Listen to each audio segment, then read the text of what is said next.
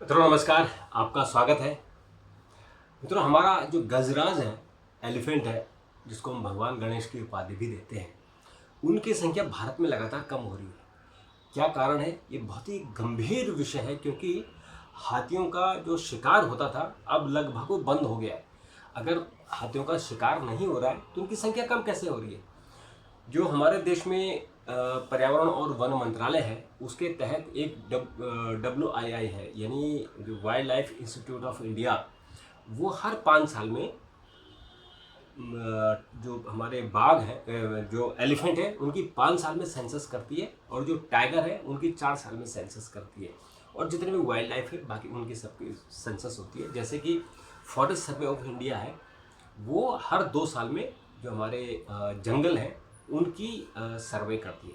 तो ये 5 साल में, यानी 2017 में सेंसस आई थी एलिफेंट की, और अब 2022 में आनी चाहिए थी, लेकिन अभी तक नहीं आई है। और जो एक उनके जो एक ड्राफ्ट आया है, वो टेंटेटिव है, उसमें करीबन 41% हाथियों की संख्या कम हुई। कितनी बड़ी बात है ये, कितने टेंशन की बात है कि भारत का गजराज कम हो रहा है।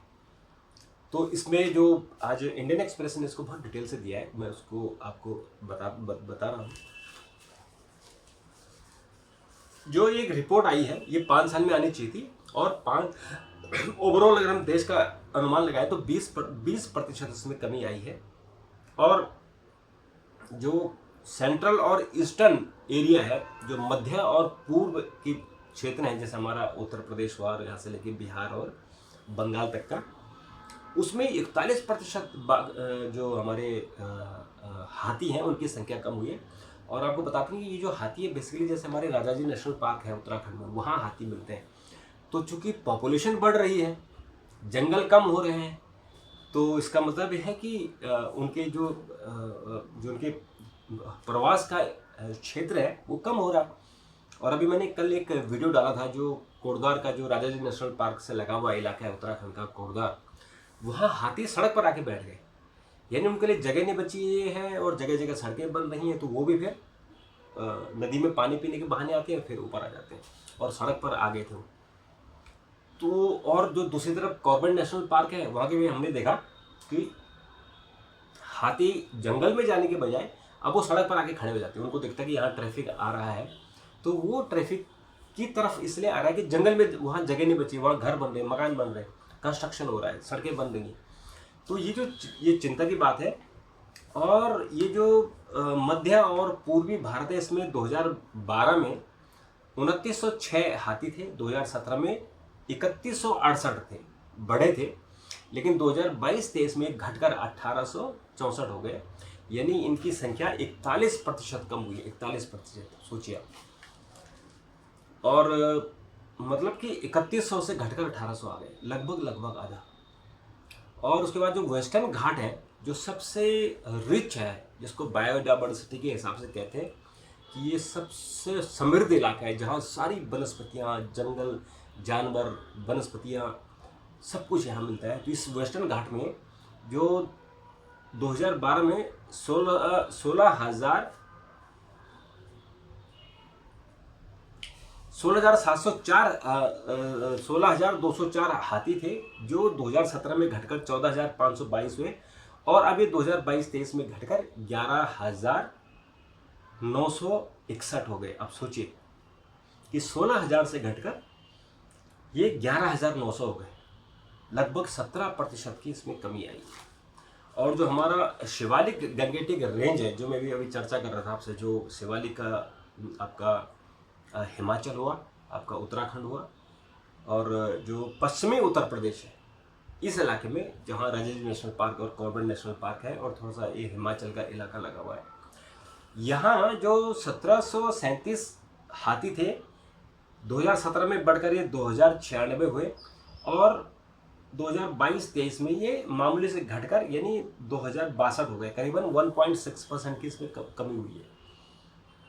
और पूरा हम अगर भारत की बात कर लें तो 20,747 हाथी थे, जो 2017 में इनकी संख्या घटी, 19,825 हुए, और अब 2022-23 में ये 15,887 हो जाएंगे, यानी करीबन 19.9%, यानी 20% की कमी हुई है।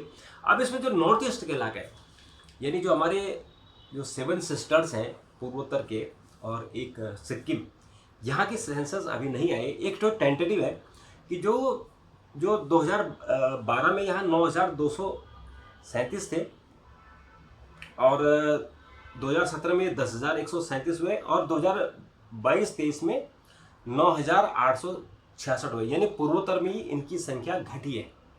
लेकिन ये एग्जैक्ट वो कह रहे हैं इन्वायरमेंट मिनिस्ट्री वाले कि ये अभी फाइनल नहीं है, ये एक जो है ये अंतरिम रिपोर्ट है। ये फाइनल रिपोर्ट 2025 तक आएगी, यानी 2022 में आनी चाहिए थी, अभी 2025 में फाइनल आएगी। तो तब जो नॉर्थ ईस्ट के आंकड़े हैं वो टेंटेटिव हो जाएंगे। और ये जो अगर टेंटेटिव ही अगर हम इसको अगर मान के चलें तो घट रहे हैं ये, मतलब 10,139 से घट कर 9,866 हो गए। तो इसका मतलब ये घट रहे हैं। तो ओवरऑल 20% अभी तक घट चुके हैं और ये बड़ी चिंता की बात है। और अगर ये घटे तो इस बारे में जो हमारे पर्यावरण मंत्री हैं भूपेंद्र सिंह यादव, उन्होंने कहा था कि ये पॉपुलेशन जो है स्टेबल है, और उनको भी समझ नहीं आ रहा कि ये असल में पॉपुलेशन घटी क्यों है।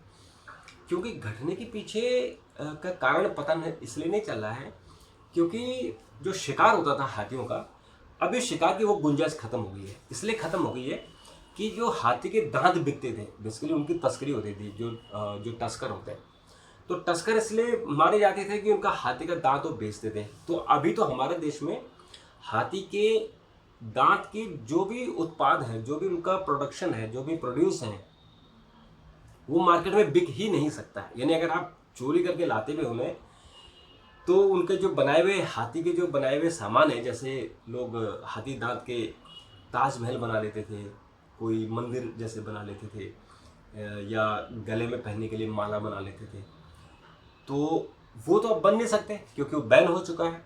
तो इसलिए आप करोगे क्या उसका? अगर हाथी को आप मार लोगे, टस्कर को उसके अब हाथी दांत अगर आप निकाल भी लोगे तो उनका क्या करोगे? तो अब कुछ लोग कहते हैं कि वो तस्करी होती है, बाहर जाते हैं। तो बाहर अगर जाएंगे तो नेपाल के रास्ते जाते हैं। तो नेपाल हमारी BSF और ITBP है और हमारी इंडियन आर्मी, ये यहाँ उनको रोकते हैं।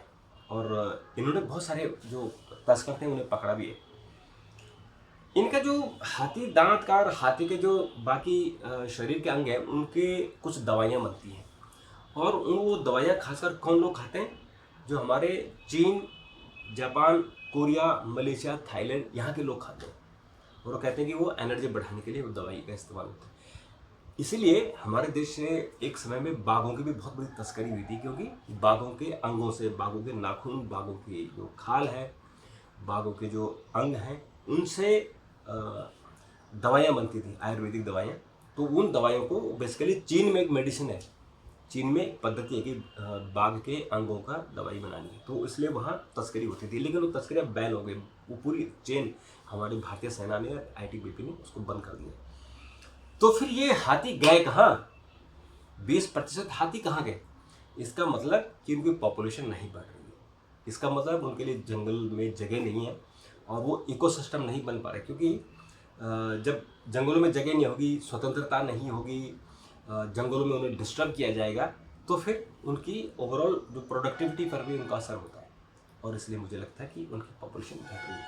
लेकिन बहुत चिंता की बात है, और इस चिंता में हम सब शामिल हैं, और इस चिंता के लिए सरकार को भी इस पर आगे आना चाहिए और उन प्रयासों को, उन जो जहाँ लूप होल्स हैं, उनको आइडेंटिफाई करना चाहिए, ताकि जो कमियाँ हैं उसको दूर किया जा सके।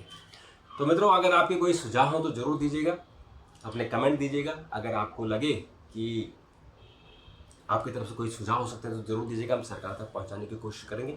अभी के लिए इतना, चैनल को सब्सक्राइब करना न भूलें। तब तक नमस्कार, थैंक यू, धन्यवाद।